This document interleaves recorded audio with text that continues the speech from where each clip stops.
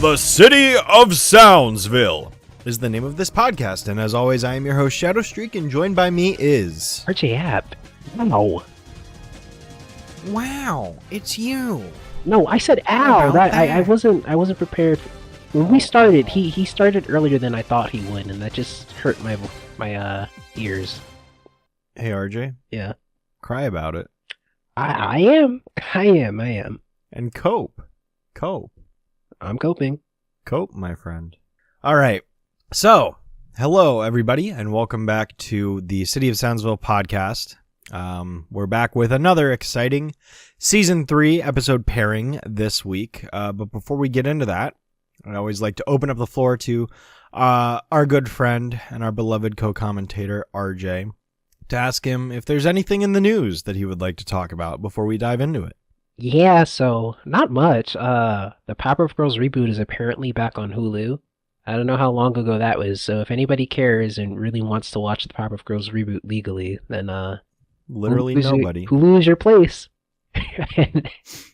I would really like for these streaming services to just dump the views that the original and the reboot get respectively, because I just want to see.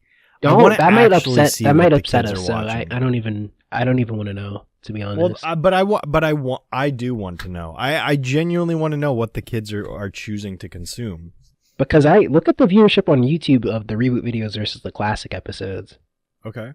I know it's reboot videos are higher, but it's whatever. Just don't upset me. Let's see. Let's see. There's a video released 4 days ago of the classic series from season 6 that has 75k views. There's a video from Knock It Off has 300k views. That's from 2 weeks ago. Crisscross Crisis has 119k views from 3 weeks ago. Look at the stuff that's in the millions, like the highest. I'm looking at most recent. I'm not looking at all time here, because most recent is what we really care about. I mean, if these videos are a couple years old, that's not relevant to today. Okay. You know what I mean? Not to mention that some of these videos were releasing when the Powerpuff reboot was on the air and coming out and new, so that also gives it a bit of an unfair advantage. Sure. Because the original never had that opportunity. But also at the same time, if you want to look at that, I see that all of these videos over 1 million, every video over, let's say 10 million, right? Every video over 10 million views as of right now is at minimum 5 years old, except for one. Sure. And the one video that's over 10 million views is only 1 year old. And guess what? It's of the original series. Really? Oh, okay. It's The Boys are back in town, isn't it? Yep. That's not a great clip either, but okay. It's not, but it's of the original. So that many millions of people saw Bricket Pants. That's what. Mm-hmm. Gosh, just a terrible, horrible drawing. The next video, I'll be fair. I'll say let's go within a 2-year gap. The next video that shows 2 years ago or newer. I'm scrolling. You do that, man. Scanning and scrolling. I am, because I'm curious. But it's I have now passed the 5 million view mark. All of them are older than that. All these videos came out when the reboot was new. That, it's not a valid metric to measure off of. Oh, well, okay, that's good for me. The next one is from 9 months ago. No. I take it back. There's one video here of the reboot from a year ago with 4 million views, 4.1. And the thumbnail is that the Powerpuff Girls are dead. And Princess is crying because they're dead. That's what people like. I think it might be from Aliver. Yeah, it's from Aliver. Is that episode? I have no idea. I will say though, I'm actually very thankful because I'm at the point where it's been almost 5 years. At the time of this, when this episode releases, actually, I think the 5-year anniversary of me finishing the reboot will have just passed, because I think this episode will be released at the end of May or the beginning of June. And my 10-year YouTube anniversary is on May 6th. And my 5-year anniversary of finishing the series is also that day. So I'm thinking that this will actually be pretty well timed. But anyway, I'm at the 5-year mark almost, and I've forgotten a lot of the show, which I'm grateful for. There was a point 5 years ago where you could show me any screenshot from anything and I could tell you what episode it was because I was just that. Ugh. I paid that much attention to it because it was I know. Well, it was what made my YouTube channel successful for me. That's hard. It was my thing. So like I had to be invested in it. And yeah, it sucks. But thankfully I'm at the point where it's like I can recognize some of these episodes, but some of them I can't. Like, I don't remember which episode. Like, when I'm looking at the thumbnail, like, there's a thumbnail of Buttercup and Bubbles dressed up as Batman and Robin parodies. And just looking at the thumbnail, I can't tell you what episode it is. Now, when I hover over it, I can see from the episode, oh, this is Blossom Cubed. So I knew that once I saw it in motion. But just seeing the screenshot, I couldn't tell you completely. Sheesh. But anyway. How do you feel? How does this make you feel, though? See. It makes me feel horrible that it's been 5 years and I still know, like, it still lives in my brain. I still have space in my brain dedicated to this. There's a video from 5 months ago with 3.3 million views. That is the most recent video so far that I've found. 3.3 million. And you'll never get those years of your life back, will you? No, I won't. It's kind of awful to think about, honestly. Yeah. Well, But yeah, it's like the vast majority of these videos, RJ, they're all too old to justify like current relevancy, especially because we're coming up on 10 years since this show came out, which I think is really like, that's the testament, right? Is like, where was this show? Where is this show now that it's like almost 10 years old? And where's the original now that it's pushing 30 pretty soon? Yeah, exactly. You know, that's what we really need to look at. Sheesh. Yeah.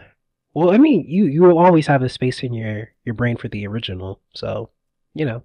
Life of course. I mean, I've been through the original series more, and I've watched it for more of my life, and I love it more. And all for entertainment purposes, for the most part. Yeah. I mean, granted, I'm watching through the show once for this podcast, and then I'm also watching through the episodes multiple times when I'm writing the script and recording or editing them and releasing the video. So, like... that's several watch throughs right there. But you enjoy which is also why I knew the reboot so well. Yeah, and I do enjoy it because it's like the only reason I know the reboot so well is because I had to watch it so many times making those videos. With the classic series, it's like I'm enjoying it and I'm making videos and I've seen it a million times already. So it's like it clicks. It works for me. And then you go, oh gosh, these titles are amazing. Oh, they're magnificent. They're actually peak fiction. And you like get an accent talking about it. It's like, oh, these titles, they're perfect. That's how your videos sound if you haven't watched it. It's like this title is so magnificent. Simply divine. Anyway, yeah. Well, thank you. I appreciate the compliment and the fact that you're able to recognize that I can recognize creative writing when I see it. Yes. Anyhow, is there any other news you would like to share besides that? Oh well, in other news, or is that all you got? Mojo Jojo is teaming up with the famous monkey Baby Milo.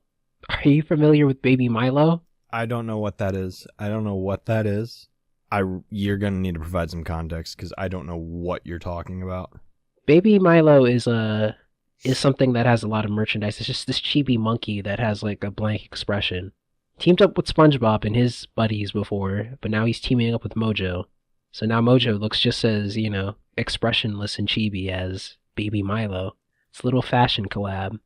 Will you buy any of this stuff? Of course you won't. No, absolutely not. Are you kidding me? I don't know. Maybe you'll fall in love with Baby Milo. Yep, that's Mojo with a slightly chibier design. He just doesn't care. I don't care either. Yeah. I mean, to be honest, I love how like 90% of the news announcements that you share with us on this section of the podcast is always just here's the latest merch collab. Yeah, that's what I said. I was like that's all it is. We're just advertising for like Warner Brothers, who may not be Warner Brothers for much longer if Netflix decides to rebrand it all. Well, how about that? I mean, maybe the show will be on Netflix soon. Maybe we could report about that. Do you think maybe that reboot will actually happen because Netflix will greenlight it? What do you think the odds are of that? Because, like, we've heard nothing, and people are constantly asking me, hey, when's that reboot coming out? I don't think it will. I know nothing to, like, I don't know. I'm getting kind of hopeless. I mean, it's been 3.5 years at this point. I mean, I don't know if I want it to happen anyway. So, I I mean, don't know not that either. I wouldn't watch it and support it, but why? I understand Foster's more Time because I is. feel like I have a feeling that Craig might not have been finished with those characters necessarily, but like Powerpuff is, I feel like Powerpuff was always kind of done. It seemed like. Yeah. But Craig has said before, like, if he were to do it again, he would take a more serialized approach. Right. Which is interesting, but So, I also the other mean, problem too is that's. like, because people are going to complain when it comes out and like, the voices don't sound like you remember them. Have these people watched The Simpsons? It's going to be like that. They're going to be like, oh, the Or girls don't sound the SpongeBob? same, the mayor doesn't sound the same. Like, really, none of them will sound the same just because it's with these reboots. They always wait like 20 or 20 plus years when they really should have like if They wait too long. Yeah. they should have done it like they should have just hired the original girls in 2016 and had that reboot be more faithful. But like at this Yes. point, like you waited too long. I don't disagree completely with that. I don't. I think you have a completely valid point in saying that. And you're right. I do think that they have waited too long. Yeah, But I'm at the point too where it's like it just doesn't seem like it's really Craig's like main. Like Craig has been more vocal about Foster's. We know Foster's exactly. is Yeah, happening. Craig has teased more. He's answered more questions. It's like even if Powerpuff is happening, it's not happening until this Foster's thing is done, and that could be however many years. I mean, if this Foster's thing pops off and is super successful, more successful than the original, which very well could happen. I don't think it's outside the realm of possibility. Craig's going to be working on that show for a while. I mean, we may not get this Powerpuff thing for another 8 years. Like, who knows? right. It's And I don't hard to want anyone else say. doing it at this point. So like I don't either. I don't want anyone touching. Nobody that's ever touched this franchise has been able to match the original. Some things have come close. The IDW Comics 2013, I know we like to mention those. yes, Those are those are great. good. Yeah, But nothing has come to match the original 4 seasons. Nothing. It hasn't happened. I don't think it ever will happen at this point. This franchise is just cursed to be worse at everything else.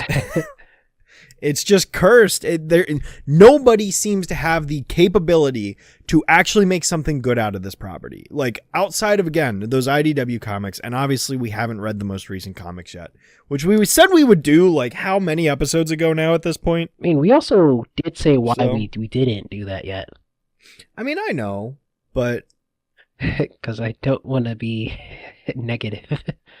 yeah, yeah, I mean, I can't speak on that, but basically everything else that's ever been made for the property, it's just been worse. It's just not as good.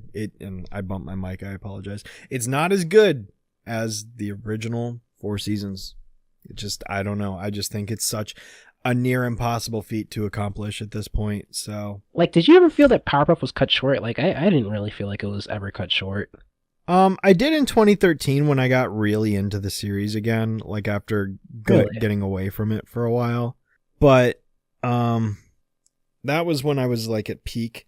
Nowadays, I mean, I don't know. I mean, I wouldn't mind more if it was good, but Yeah, I'm it not was good. clamoring for it. I'm not dying for it. I'm not asking for it. It's more of a, if you're going to make it, it needs to be good. And if it isn't, I hate you.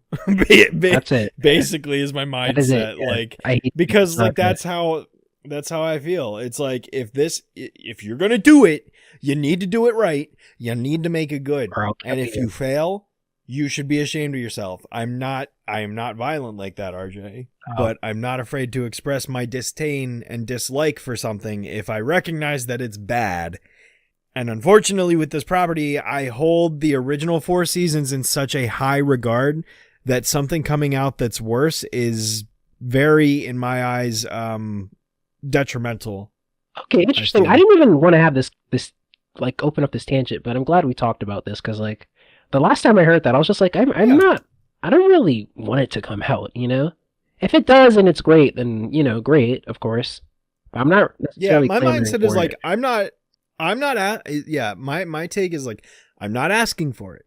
Please, by all means, if you don't think you can do it, don't do it. That's fine. I'm totally cool with that. I accept it. Thank you, current owner of the Powerpuff Girls IP. Thank you very much for being respectful. But if you're gonna do it, you better do it right.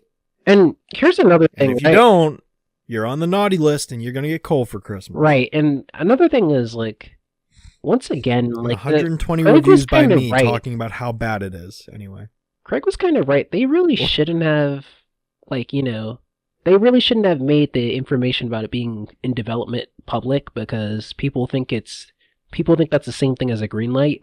And they also think it means it's for sure coming out. It just means that they were in talks of, like, they were in development for it, but it didn't mean it was ever going to happen. That's not a guarantee. Yeah, no, it's ever going to happen, It's not.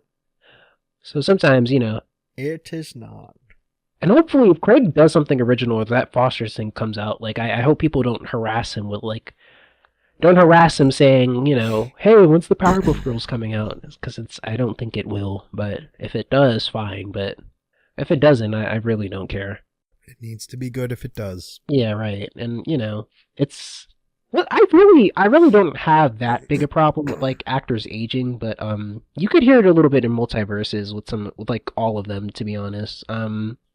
So, kind of, not to tangent too much, because we do need to get into the episode soon, but one other thing I kind of want to talk about real quick is, like, just on that subject of voice actors aging, because it's definitely noticeable. I mean, and I'm not knocking the guy because he's amazing. He's a great voice actor, but Rob Paulson's impression of the Rowdy Rough Boys were very noticeably, like, off. Right. I think that was one of, like, the more noticeable examples. And I'm actually, the SpongeBob video game Titans of the Tide just came out last month, and I've actually been playing through it on streams. And with that game, like, I noticed it in Cosmic Shake, but I think it's very noticeable now in Titans of the Tide. Like, these characters sound notably different. It's kind of the same feeling I got when I listened to, like, Mr. Incredible and Incredibles 2, where it's like, okay, the voice here is clearly aged and it does not sound how it used to, or how I'm used to it sounding. Now, granted, I think that's a little more glaring because there was such a large time gap. It was like 14 years between those two movies. Sure. So, like, that's a little more, and, like, obviously the actor was older to begin with. But, like, with SpongeBob and Squidward and Sandy, like, almost the whole cast, like, I think Mr. Lawrence still sounds pretty good with Plankton.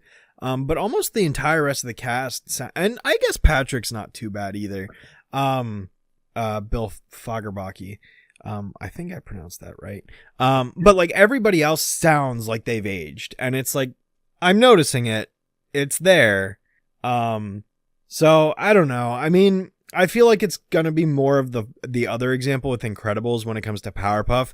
And I mean, the Jellystone special is an example of that. Because, like, if you listen to them in Jellystone, which we obviously talked about before, yes, they are the original actresses, but when you listen to the voices, they're clearly a little off. Right. And you can tell that time has passed. Well, I mean, that's going to be there. And I think part of that also, it's the actors aging, but I also think remote recording is kind of screwing up voiceover a little bit, because I could sort of hear that they're doing it at home. There's a big difference from when they do it in the studio, because remember, in the original, especially for, like, a show like Powerpuff Girls, they were all in the booth together recording. That's really different from them, like, I don't know if they're on Zoom or wherever they're doing this. It doesn't matter what they're doing it on, but, like, in booths at home, that's always going to get a different performance. So I think that's also part of it. The aging mixed with that is a big part of it. If they were in the studios, I think they would have sounded a lot better. Mm-hmm. And I have no guarantee that they're doing that on SpongeBob right. or whatever, but a lot of shows are doing it, yeah. So, Doodly. That's what I have to say about that. Cool. Okay, well, now that we've gone on that longer than now expected that we've been so tangent, negative, we could get back to the episode. Yeah. All right, so this week we are talking about the fourth episode of season 3 of the Powerpuff Girls, which is the episode pairing of Bubblevision and Butt and Scold. Yes. So the first of these two episodes, sorry, my phone's acting weird. That's weird. Anyway, okay. So, the first episode of the two is Bubblevision. So Bubblevision, not to be confused with Bubble Vicious, which has a very similar sounding title. This is Bubblevision. which can be a pun on double vision, or some can interpret it as tunnel vision. It's basically the same idea. I think it's double vision. It's definitely double vision, but tunnel vision still sounds close enough that if that's what you think of first, if that's what you think of first, like I think that's totally valid. Yeah, so in this episode, Bubbles basically starts to have vision issues with her eyes. And basically she begins to have trouble fighting and, fighting crime and defeating monsters and all that. Specifically a giant ant, because she can't see. And so after she completely messes up, her sisters take her back home to the professor and are like, hey, yo, Dad, Bubbles, there's something weird. And then the professor determines she needs glasses, so he gets her a giant pair of Dexter's Lab nerd glasses for her. She wears them, her sisters make fun of her, and then in the end, she ends up using the glasses to absolutely eviscerate an ant. And then the day is saved. And then when they go back, she gets zapped in the eyes, and somehow this works as laser eye surgery. It completely corrects her vision 100%, but in turn, she ends up starting to go deaf. And that's the end. Yes. Yeah. How do you feel about this episode, RJ? I like it. That's really it. Yeah, this is one of those episodes. It's like I like it. I like it. It's fine. I know exactly how we'd feel about this going in. Yeah, it's fine. Yeah, it's an obvious story for them to do, of course. Mm-hmm. Yeah. A superhero fighting crime in their glasses. Yeah. Mm-hmm. It's basically like. It's almost like Bubbles' version of the main event. It's different enough. Like, it's not one-to-one copy, but it's like Bubbles' version of the main event in the sense that she's not made as fun of iconic. for basically just... Yeah, it's just not as recognizable or iconic because it doesn't have, like, the level of beats that, like, the main event has with, like, the professor sitting down with Blossom and having that conversation with her. The way that, there's nothing like that in this episode for Bubbles. And so... that kind of leads it to be a little more... It was a little more standard, I would say. Yeah, I would say just normal. I mean, it's got good jokes. It's got some humor to it that I like. I always thought it was fun. Just kind of watching Bubbles like fly around with vision issues and like... it was just my favorite part of the whole episode is when she flies onto that roof, and then I don't know what those are air vents or whatever, but she's basically just talking to these two like they're her sisters, and right. They won't respond to her. Why won't you say I always anything? like that gag. Yeah, I always like that gag, but well, I love the opener. Yeah. The opener is one of the best openers, I'll say. Mm-hmm. Except if you ignore the giant ant. I remember somebody online saying that like they pretty much ignored this show when they came out because I guess they thought it was for it was more of like an actual little girl show until like I guess they were watching this on they happened to be watching this on in a dorm, and that scene came on, and that hooked them for whatever reason. I guess that just showed them that this show was a little like weirder and something different than they thought it was. And that's an interesting story. But hey, it's cool that they got into the show. Yeah, I mean, it's an odd way to open an episode, which is why it's funny. Mm-hmm. And also, Bubbles says boom shakalaka. That's dated. Oh, yeah. Boom shakalaka. Boom shakalaka, yeah. You could sort of see also Tara's performance of Bubbles evolving a little bit. Yes. Yeah, you definitely start to hear her voice for her is developing. You sound a little upset about that, Shadow. I mean, I'm not upset about it, but I will say I prefer season 1, 2, and 3 Bubbles' voice to like season 5 and 6. It gets a little too shrill. Yeah. Like it's still Bubbles, but I think it gets a little too high pitched. Like I like, not that Bubbles' voice is deep, but like relative to season 5 and 6, I like the calmer performance of the first few seasons. Cute little girl, and it's more like something weirder. Yeah, and it's I guess it's more artificial in a way too, or more. I don't want to say cheesy because it's like that's mean, but like, it's a little harder to listen to, unfortunately.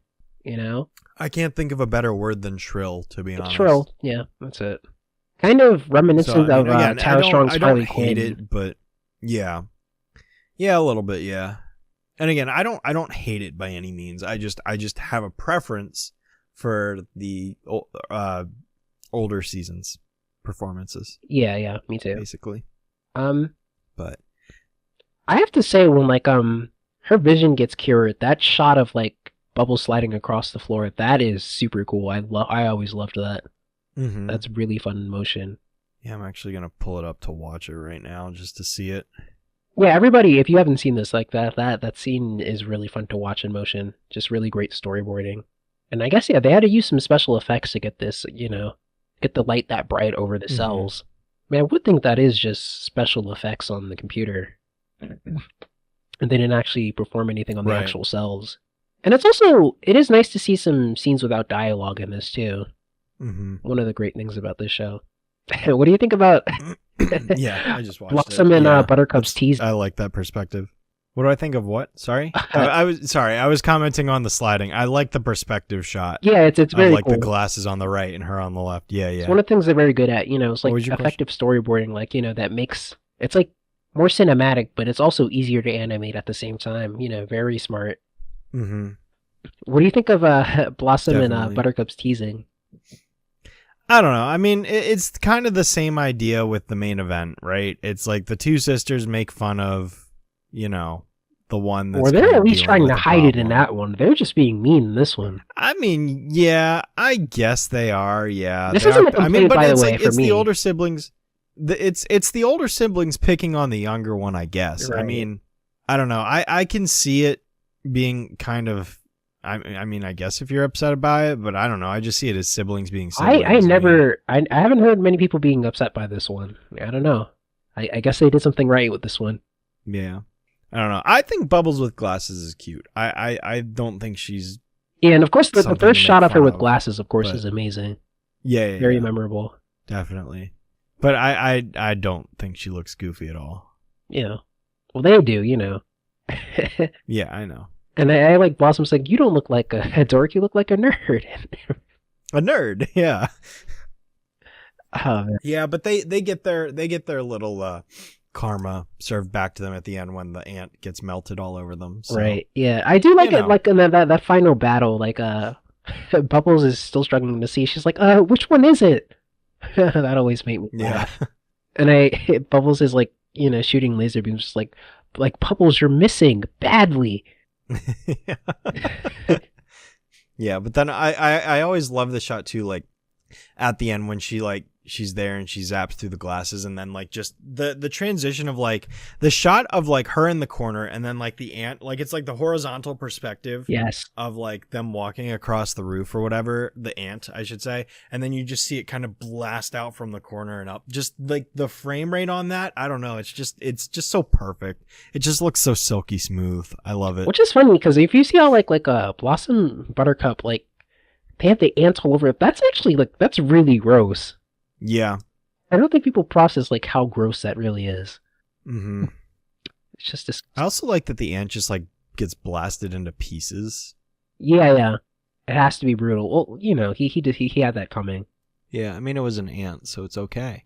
Yeah, and I mean like the backgrounds aren't super standoutish in this episode, but there's some interesting color.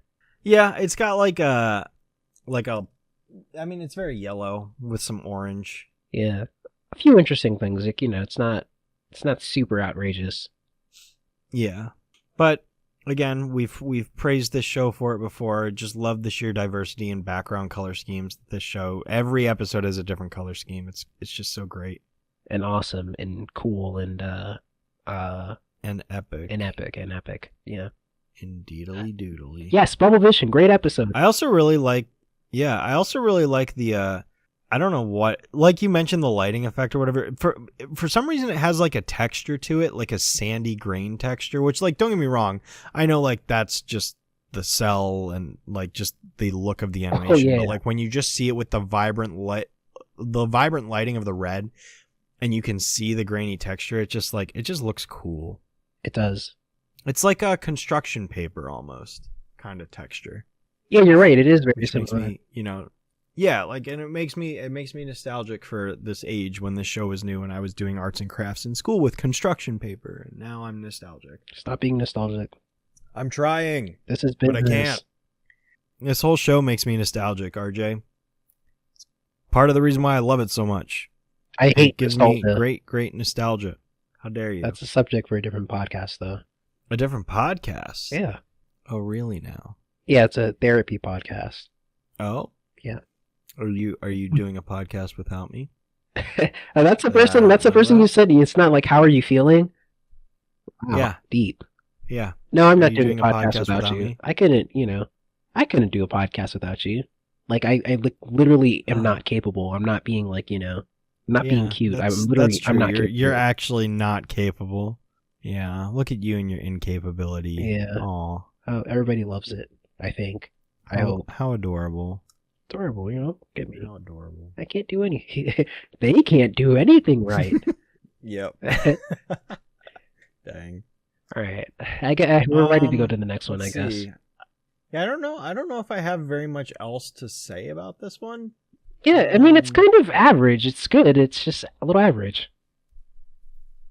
Yeah, I'm skimming through it one more time just to see if there's like anything else, but nothing else really. Yeah, it's just a fine episode that I like. It's a fine episode that I like. Right. Yep. Not a lot of characters in this. No, this one was it was kept simple. It's just the girls and the professor and the ant. Yeah, that's it. That's the whole episode. Like, I think there's very few that's just them. Because, like, most of them at least have the mayor. Usually there's a villain, yeah. Or the mayor, Miss Bell, and Miss Keene. Miss Keene, the best character of the show, as we learned in season 2. Oh, gosh. Yeah. Such a great, well thought out written character in season 2. Oh, man. Well, this problem never would have got solved if Miss Keene was there. True, she would have told the girls to stop fighting the ant and let it continue to kill people. Yeah, it's like, not till you finish Because the their spelling test. education's It's like, more Miss important. Keene, like Miss Keene, it's about to step on your house. I don't care. I don't School is care. more important. Now go School's take more your important. spelling test. It's like, okay, So, all right, lady, you need to get a grip. that am true, Miss Keene. Yup, that am true, Miss Keene. But what do you propose? Oh, man. I propose we move on to Bud and Scold. I propose that we do as well. Bud and Scold. This is the second half of season 3, episode 4 of the Powerpuff Girls. In this episode, Princess buys the city of Townsville from the mayor. Because she can do that. Because you can just do that, I guess. And government means nothing, and the mayor can just sell the entire city to somebody else. She can't do that. She could do that. She could do whatever she wants. Because politics no longer matter, and that's just how it goes with the rich. So Princess buys the city of Townsville and makes crime legal. Hilarity ensues. So basically the girls can't fight crime because it's illegal for them to do so, because crime itself is legal. So they're like, well, this is kind of crap. All the villains get to go around Townsville on a tirade. The Gangrene Gang gets to torment their town. Bank robbers and stuff get to go steal throughout the city. The professor loses the carpet and the curtains or whatever. It really tied the room together. Big Lebowski reference. Of course. And then the girls are like, well, now that all of our stuff has been stolen, I guess since crime is legal, we're going to go steal all of Princess's stuff. And then Princess is like, yo, my stuff's been stolen. My dad's going to kill me. And then the girls are like, well, maybe if you make crime legal again, we can help you. And she's like, okay, do it. And then they return all the stuff after they beat up all the bad guys. And then Princess is like, oh, thank you. And I guess grandfather clauses just don't work. Grandfathering just gets completely ignored, which is actually kind of dumb.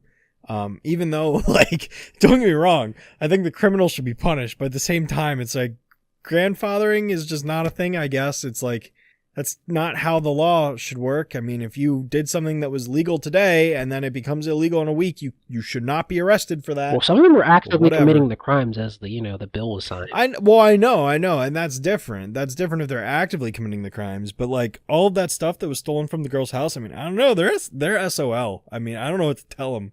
They just lost that stuff. I mean, like, do I agree with that? Not really, but like at the same time, from a legal perspective, well, I mean, the girls were going to take her like, stuff. Yeah, I mean, honestly, the girls should have just beaten up all the people taking their stuff instead of letting it happen. That's on them.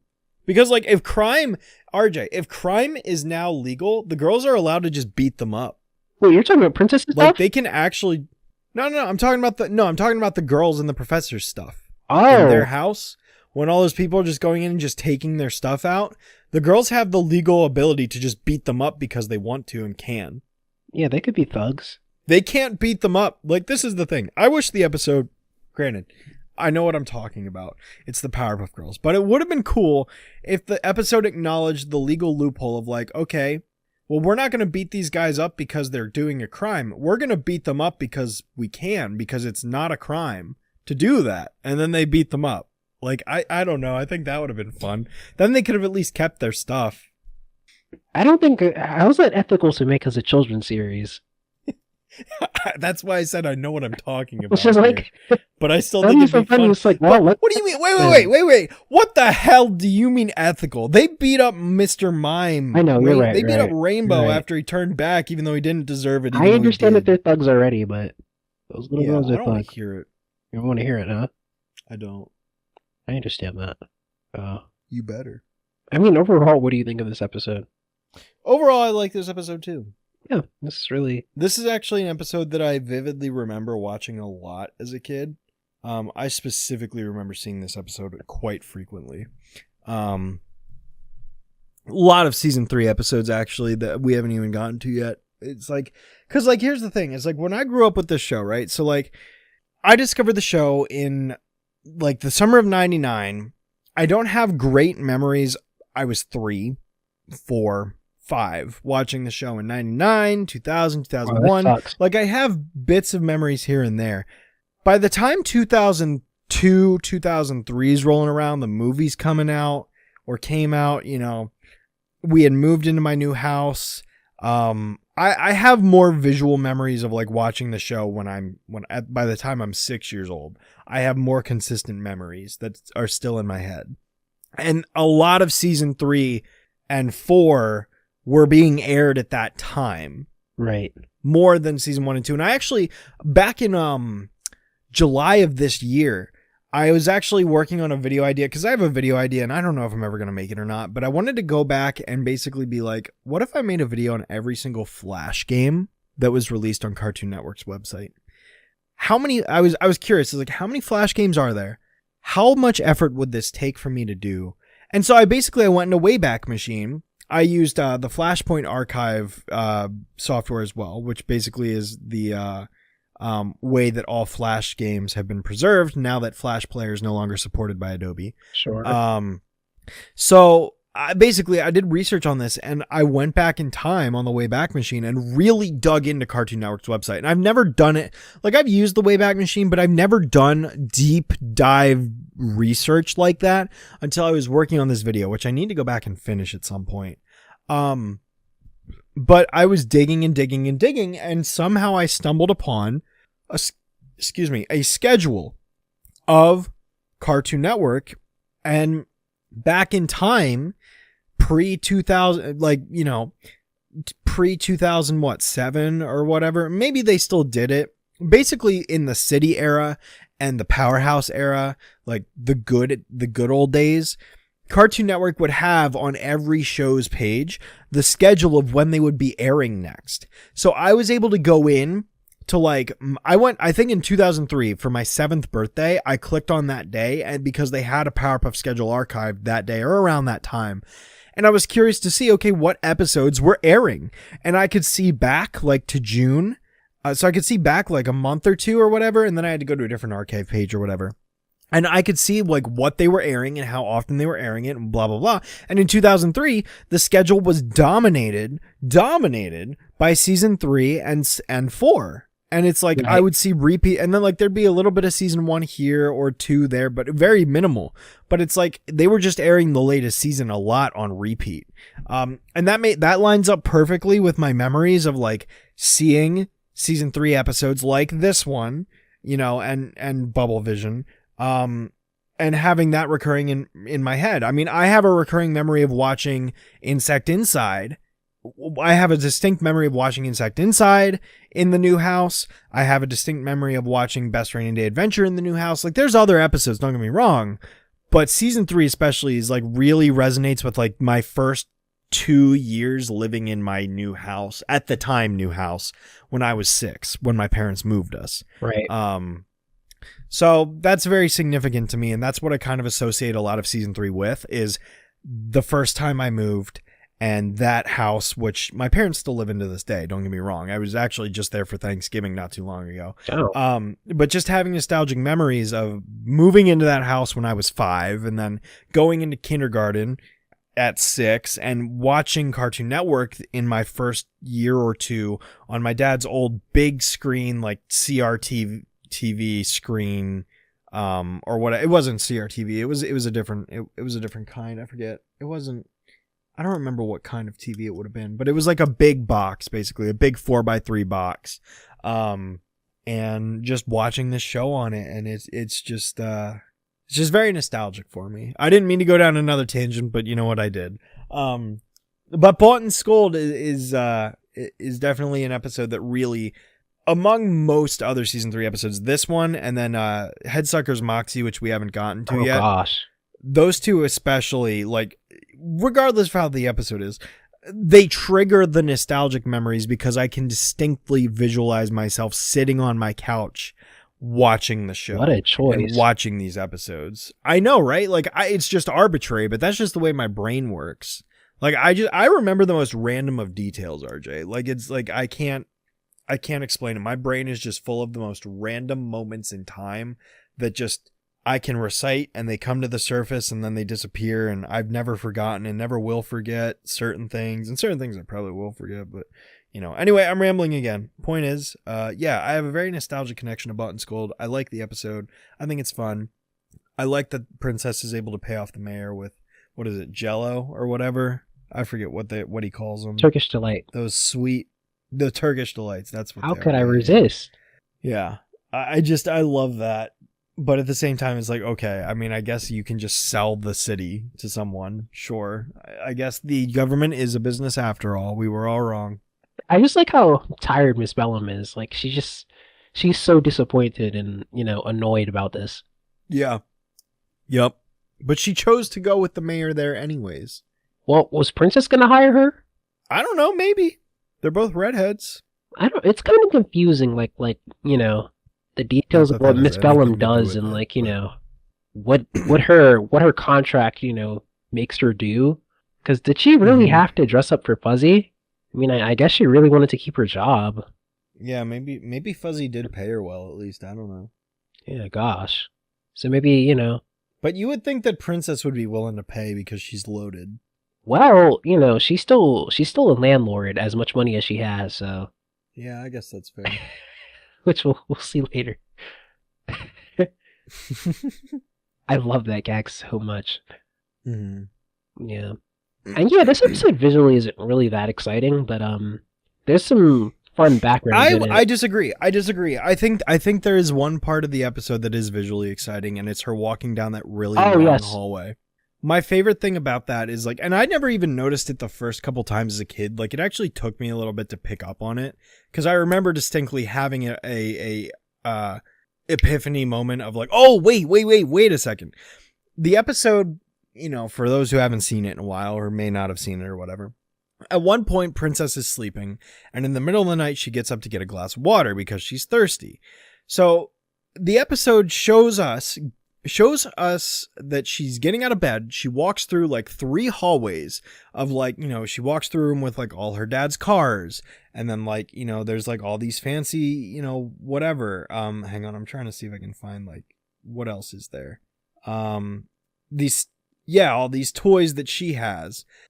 And then there's like these fancy fountains. And then, there's the garage with the cars and what have you.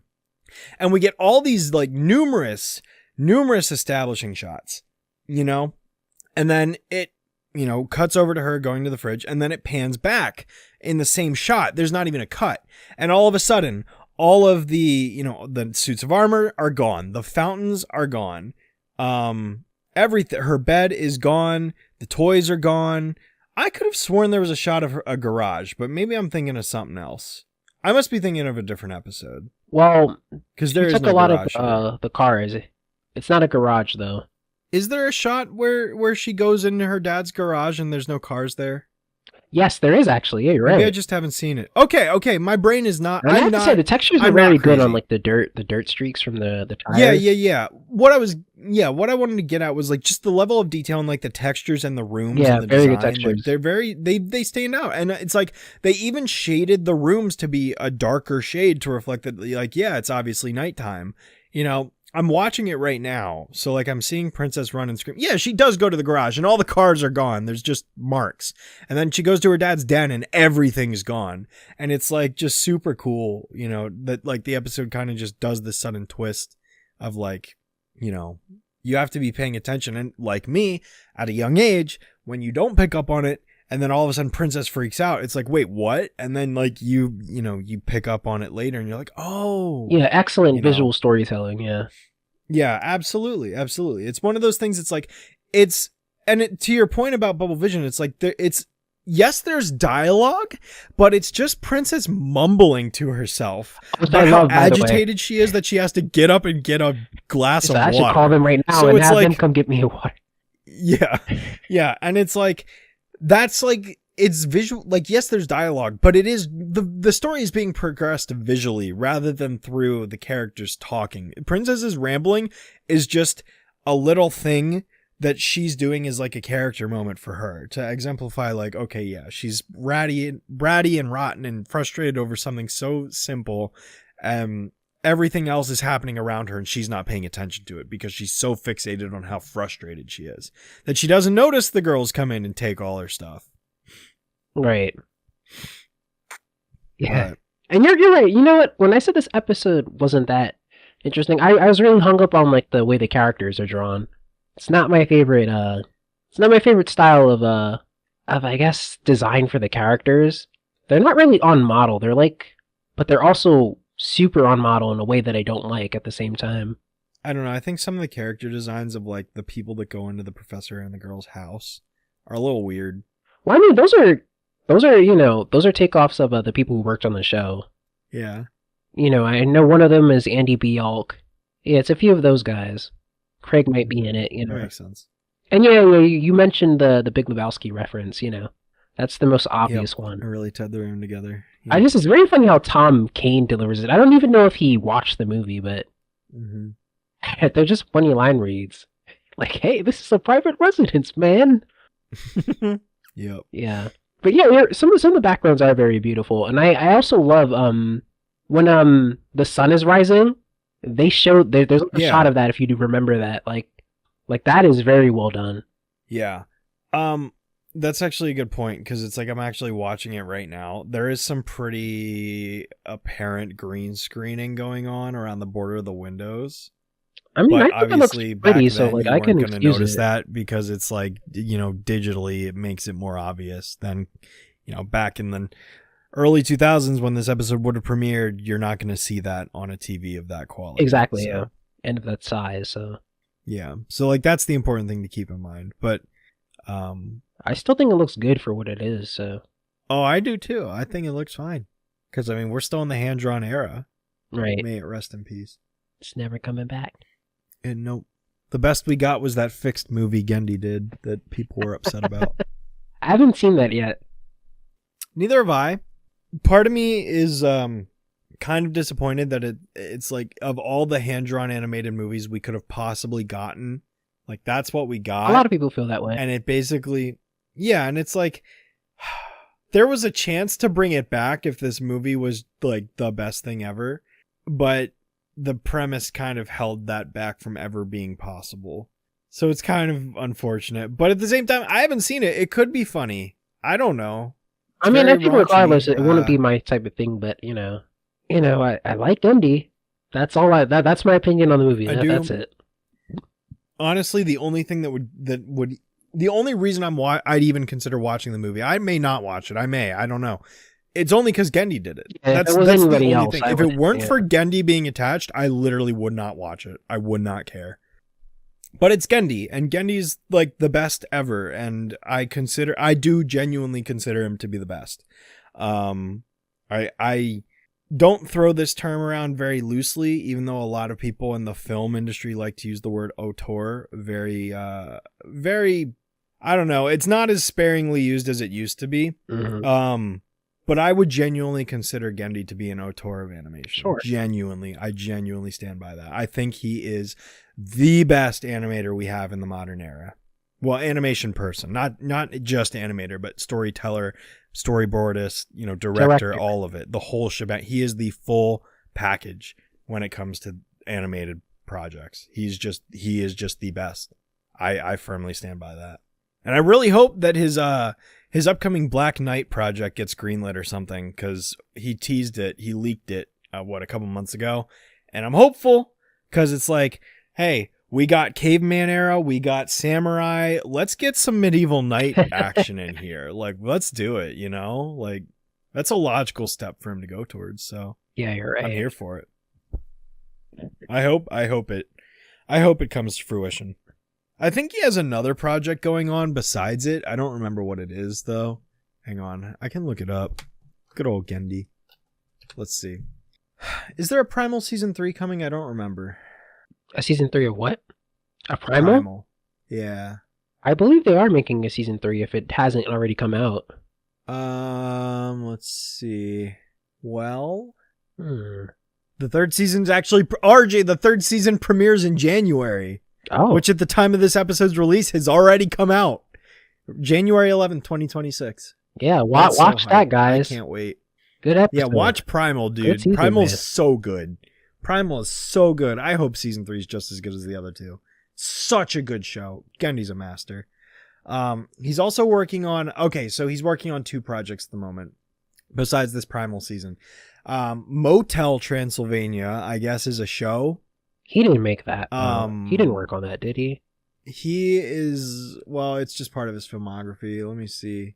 Let me see if I can do some research. Motel Transylvania. Let's see. Motel Transylvania. Because I already did an animated series. He wasn't part of that. Yeah, but that was called something else, I think. Let's see. I'm trying to see if I can get anything. Fortunately, there's not a lot of credits on here at the moment. Maybe the wiki can help, I guess, because I don't know. Wikipedia is where Gendy's credited on this. Well, I think thankfully nobody really cares if he worked on that or not. Yeah, I know. That's just... Hotel Transylvania is just a thing that, like, yeah, Gendy makes it, and, like, it's decently successful, but it's, like, it's the one thing I don't care about. I mean, it did some interesting things visually, but, like, yeah, the content of the movie, it's all right, care. It's fine. Yeah. So I don't know what Gendy's involvement is, but on Wikipedia he's credited for it. And then he's got another series coming called Heist Safari. Right. Which will be on Adult Swim, and I don't know how much we know about it yet, but I like heist movie. Heists is like one of my favorite movie genres, so if it's, a heist-based show, like that's hype. So, but yeah, it's about some frogs that are like criminals or whatever. Oh, I did see that. Yes, yeah. So yeah, hope it's good. Yeah, I am excited to see what comes of that. Yep. Hope it's good. I also, not that this has anything to do with Gendy, but I hope Final Space comes back someday. That's random. Yeah, I mean, I agree. Yeah, sure is. Yep. And I hope Jesus is reborn. Okay. Since we're going there. Yeah, and then Black Knight maybe might happen someday. Good. Yeah, so that's what Gendy's doing. Gendy's the best. He's so cool. I don't remember how we got on this subject about Gendy being awesome. I don't know. In my opinion, RJ, I think the best episodes of this podcast are the ones where we tangent into a bunch of semi-related this is Gendy right here saying, "Oh, all right, Shadow, damn, relax." See, Gendy wants you. Well, Gendy and I actually know each other on a personal level because he actually was on a previous I remember that live stream podcast that I used to do. And he was the supervising producer for this episode. So like, it makes sense that we worked on Bubblevision, Bubblevision, not this highly one. about him. Yeah, well, no, that's what I mean. I mean, like, just I meant the pairing. I didn't mean. So I mean, if you love his timing on Bubblevision, you could talk about that. That's on topic. No, I'm talking about his supervising producer role. RJ? Nobody knows what a supervising producer is. I don't know, but that's the I'm just first kidding. credit.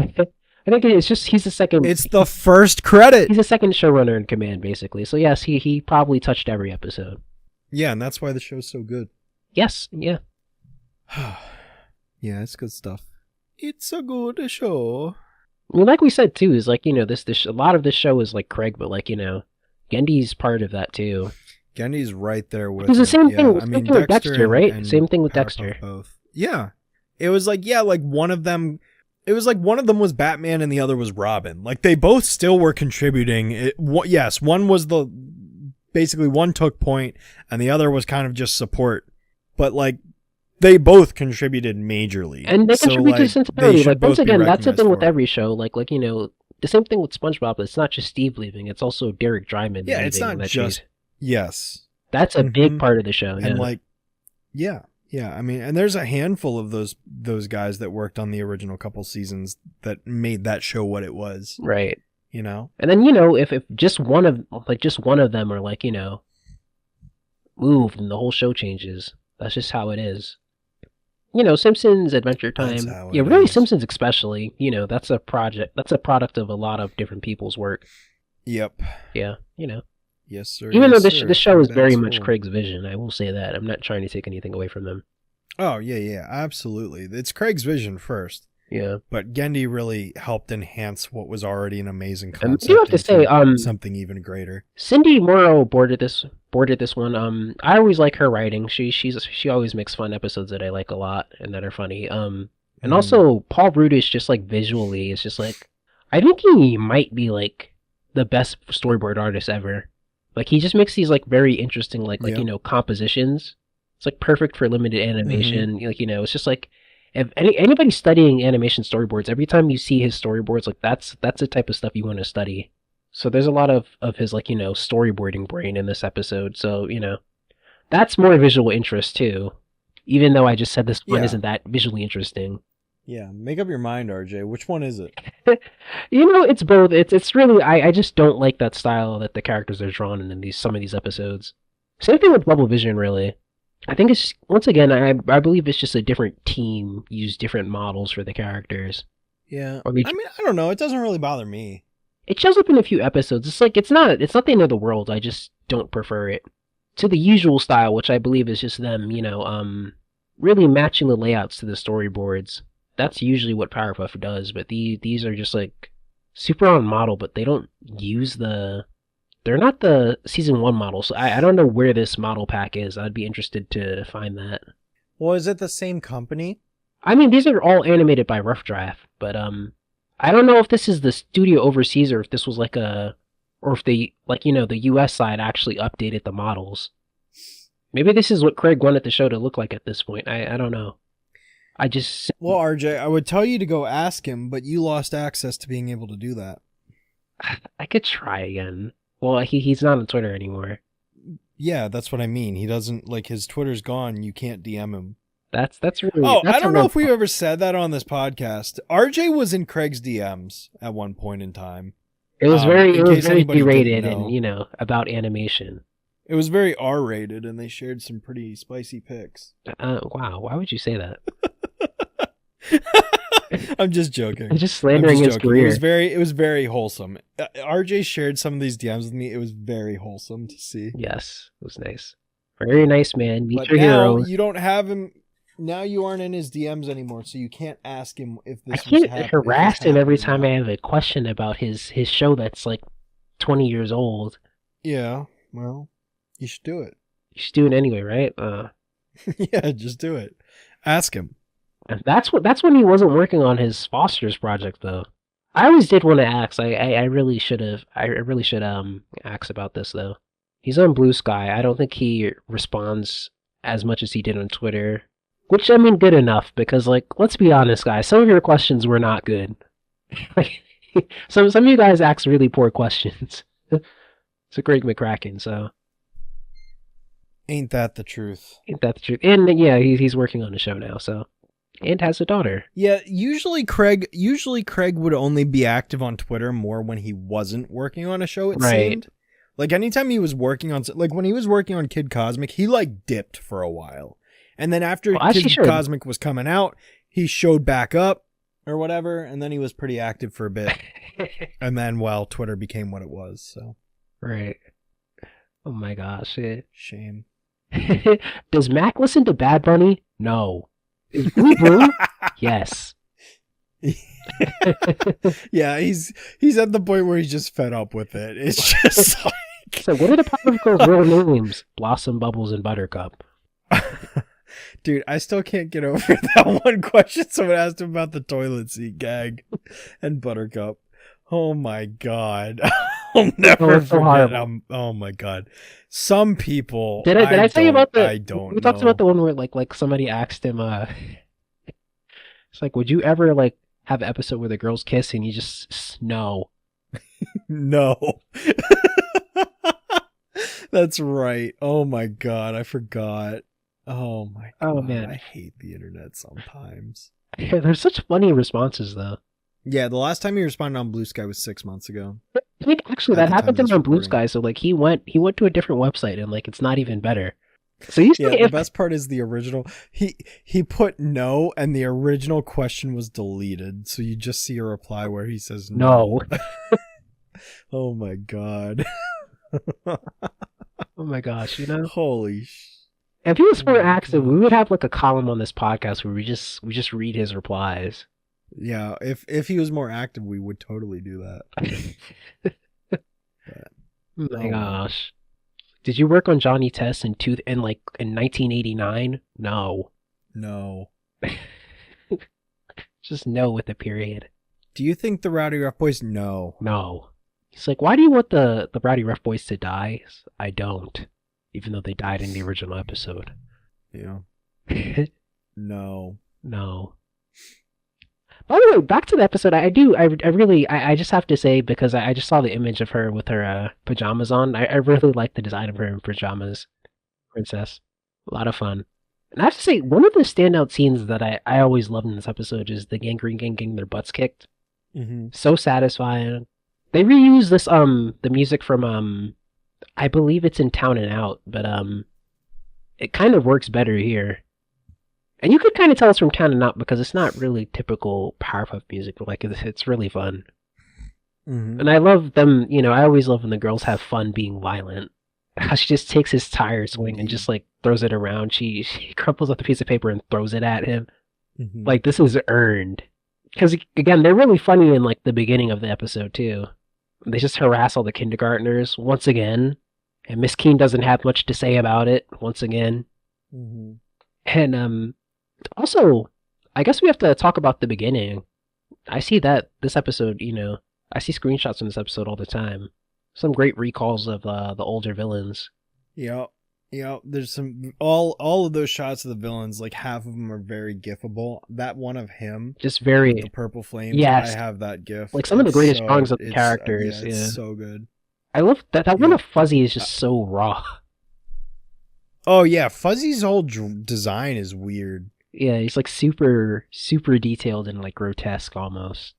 Yeah, I love that they also include a shot of Quackor. Yes. Foster's. Or not Foster's, Dexter, excuse me. Gosh, my brain's still on Foster's. Dexter. It's a very nice homage there. Real brief reference. Yeah. Not homage, reference, cameo, whatever you want to call it. Stupid cartoon. I love Quacker the Fowl. Yep. Well, I'm talking about the first one, not the second one, if you remember what I'm talking about. I don't. But you don't remember it? Dexter in forever. I don't know why they made this, but when they came back for that like revival season, they made an episode where like Monkey. Yeah, I don't remember. Monkey and Quacker were just started. Essentially, they were fighting again, but then they just fell in love, and they essentially started mating. It's a very uncomfortable cartoon. Okay. Yeah, that's the assignment. It's like it might be like 3-minute cartoon. Just please watch that. Watch a Quacker cartoon from Dexter's Lab. Oh dear. That's like, I can't believe. I'm nervous. I have no idea why they would make that episode. Super uncomfortable. It's a, Let me see. A Quacker cartoon. Are you going to live watch it? No, we're not going to live watch it. I'm just trying to see if I can find it really quick because I'm scared. Oh, it is scary. Okay, I found a video from 2 years ago on YouTube. Remember, it has to be like the Okay. digital animation. That's the right one. Yeah, I know. I see it. RJ, what is this? This is so uncomfy. It is. Like that's not cool. Who would they make that? RJ, why is this a thing? No. Why is that a story they decided to do? I don't understand. I hate this. I hate that. Oh God, Oh yeah, no. if you guys want to be uncomfortable, please watch a Quacker cartoon. I hate the man that revived this show. He ruined 2 shows. Wow. I mean, he didn't ruin it, but like he tanked it. Oh, it's so bad. And it's uncomfortable, especially when you think about who was leading it. Dang. Mega unfortunate. All right. Well, do you have anything else you'd like to say about Bought and Scold before we wrap this up? Well, just some of those drawings are just really great. I still have to say that drawing of the monster is super cool. I believe when TV Tokyo did the Japanese dub of it, I think like that's one of the shots they use in that intro. Okay. If you've ever seen that, Mm-hmm. because they had this like this pop opening in Japan. Roach Coach is back for whatever reason, which I know is that's a big thing for you. Yeah, I mean, considering that he's named in the intro or the outro credits theme by Biz, and then like he's in the first episode and then never again, it's kind of dumb. Right. That they couldn't have put Princess's name there, or which granted, Princess isn't in season 1, so I guess it would be confusing. Yeah. But I still speculated because she's in the intro, so she was a character that existed and was thought of and established in season 1, even though she's not in any of those episodes. Craig already knew who Princess was, what he was going to do with her. The design was there. Yeah, exactly. Which is why I always go back to the whole, was Stuck Up in Hawaii season 1 episode? Season 2. The opener of season 2.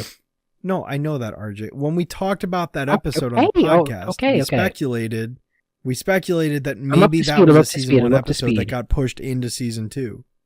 Yeah. RJ, you gotta remember these things. We talked about this. Don't you remember our own lore? No!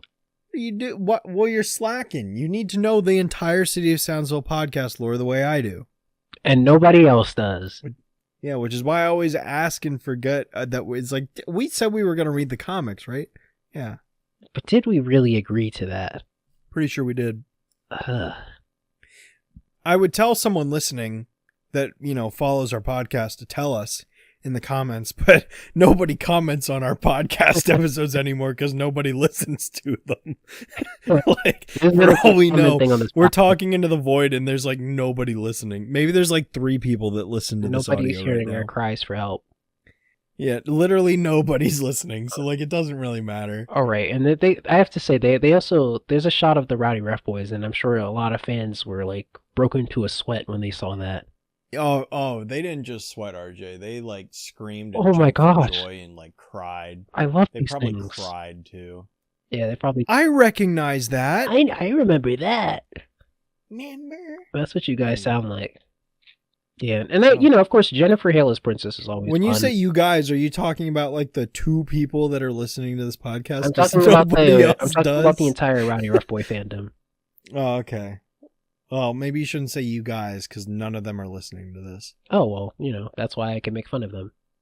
I would say if you are listening to this right now, you're actually a very talented, beautiful, and or handsome human being, and you deserve nice and things. Smart.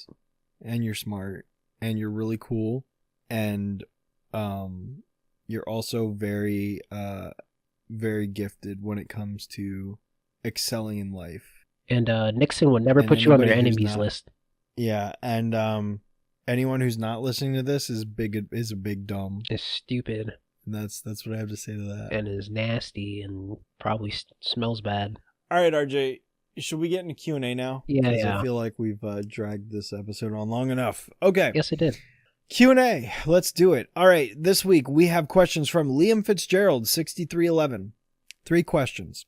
Question 1. What were your first thoughts on the Powerpuff Girls movie? We're not going to go into depth because we're going to do a podcast on the movie eventually when we get to it. But they're asking for first thoughts. What were you... Briefly. Keep it brief. Don't go into too much detail. We have to save it for a future episode, RJ. But What were your first thoughts when you saw the Powerpuff Girls movie for the first time? Do you want to go first? I Or mean, I should think we gave our overall before, but like, I guess my first thoughts, I just saw it on Boomerang. I just, I thought it was interesting. I didn't like it as much as I liked the show, but I feel like I came to appreciate it more later. Even though I liked it the first time I watched it. The first time, I loved it. I thought it was great. I loved the sheer amount of action. I loved the coloring. I loved the high quality digital art.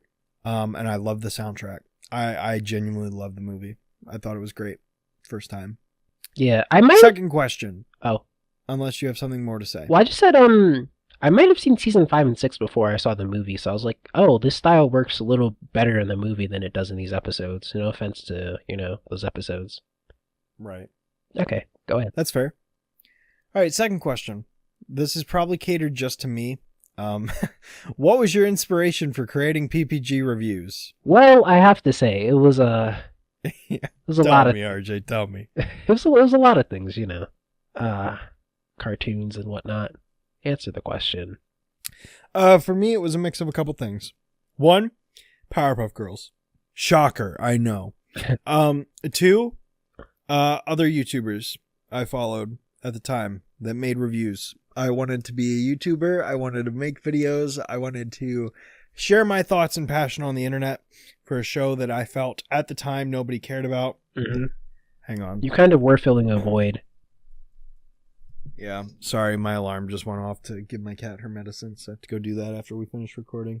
But yeah, I felt like at the time nobody was really talking about or cared about Powerpuff Girls, and I actually originally attempted to start reviewing things in 2015, and then Pie Guy made a video on the reboot actress's announcement, and his video is actually the reason I didn't actually make my video, because I saw his.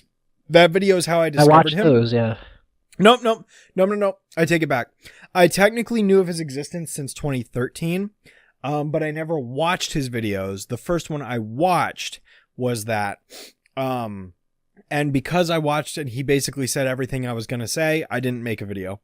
And I've told him that since then. I was like, you are actually the reason I delayed my entire YouTube career by an entire year. So thank you for that. So... I had a different YouTube channel in 2015 too. Actually, I had 2 YouTube channels. Wow. One channel I did for about 4 or 5 months, and then I dropped it completely. And then the other channel I ran. I've never publicly said what channel it is. I'm never going to. It's still up to this day, although it hardly gets looked at anymore because it's not relevant. It hasn't been relevant since a long time ago. But there is a channel out there that is also me that, I mean, it wasn't a huge channel or anything, but if you were a fan of somebody, then yeah, that channel was dedicated to them. That's all I'll say. I like to keep those things separate. Yeah. Was it PewDiePie? No, it wasn't. It wasn't anyone with more than I'll say it wasn't for anybody with over 1 million subs. The Annoying Orange. Now, for all you know, it could have been someone that had 10,000 subs. You have no idea. All I can say is that some of my videos have cracked over 50K views on that channel. So some people have seen it. Anyway. Yeah, and I just wanted to become a YouTuber. I wanted to make videos. Video editing was my passion. I discovered in high school. I'd made video projects for things, and I really enjoyed it, and I wanted to take it up as a hobby, and YouTube was the perfect outlet to kind of allow that to thrive. So I got through my freshman year of college where I had a roommate. It was very difficult. It would have been extremely difficult for me to maintain a channel with a roommate, so I didn't. And then once I was once I was finishing my first year as a freshman, that's when I started releasing those videos in May and over the summer of 2016 and then into 2017. And yeah, it just kind of snowballed from there. So yeah, that's kind of the short version. Maybe, I don't know. I've gone back and forth because my 10-year anniversary is coming up. I might just make a video just kind of retelling my experience or my story, or like recounting like, you know, my YouTube journey over 10 years or something. I might do a live stream. I don't know what I want to do for that, but that might be what I do as a 10-year anniversary, is just like recounting the last 10 years, kind of where my mind is, where it was, and it might just be a ramble video. I don't know, but yeah. Don't be rambling. Anyway, third question. have we watched Sonic Prime? And if so, what are our thoughts? No. I haven't seen it. I'm Haven't sorry. seen Sonic Prime. No thoughts. All I can say about that is I'm working through the Sonic the Hedgehog series right now. I'm making a series of videos reviewing everything, every game, every show, every comic, not every comic issue, but every comic run. Just everything Sonic, basically, other than merchandise and like arcade games, and there's exceptions. It's laid out in the first part of my video. I'm reviewing every Sonic game and then some. So TV shows are included in that. I will review Sonic Prime when I get to that in a couple of years. Not anytime soon. So yeah, those are our questions for this week. Thank you, Liam Fitzgerald 6311 for the 3 questions. Really appreciate it. I like that you had 3 questions for us, so we didn't have to just be one and done or anything like that. Really appreciate that. I always like when people ask like 2 or 3, especially in the case that like a question gets repeated. There's a couple other ones to be answered there, so that's cool. But yeah, other than that, I think that's going to do it for this week's episode. So next week we are going to dive into season 3, episode 5, or I guess in 2 weeks, because we release these bi-weekly. We're going to dive into season 3, episode 5, consisting of the episode pairing of Getting Twiggy with It and Cop Out. So definitely look forward to that. RJ, do you have anything else you'd like to add before we end this episode off for good? Bought and Scold is kind of a lame title. It's a parody on bought and sold. What's the Scold part, princess? Yeah, the girl scold princess for buying the town and making crime legal. You could also make the argument that her dad scolds her when all the stuff gets stolen.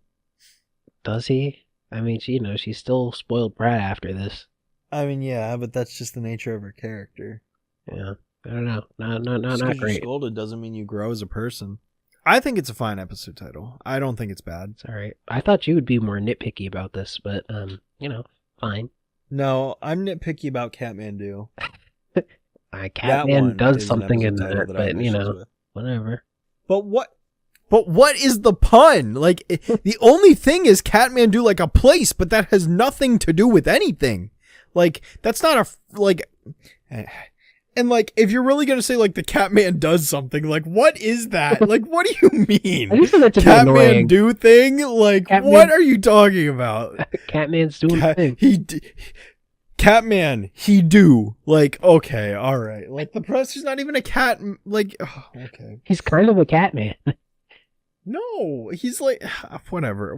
We've already talked about Catmandu. Yeah. That's an episode title that I'm like, nah, no, nuh-uh, nope, not happening. Nada. Anyway, yeah, so look forward to next time where we talk about those 2 episodes of season 3. We're going through it. Really enjoying it so far. So far we haven't had an episode where Miss Keen was terrible, so that's cool. Let's keep up the streak, why don't we? What's coming next week? Well, we'll get there. Anyway, yeah, we'll see you guys then. Oh, Bubbles, there's always something wrong with you. So, once again...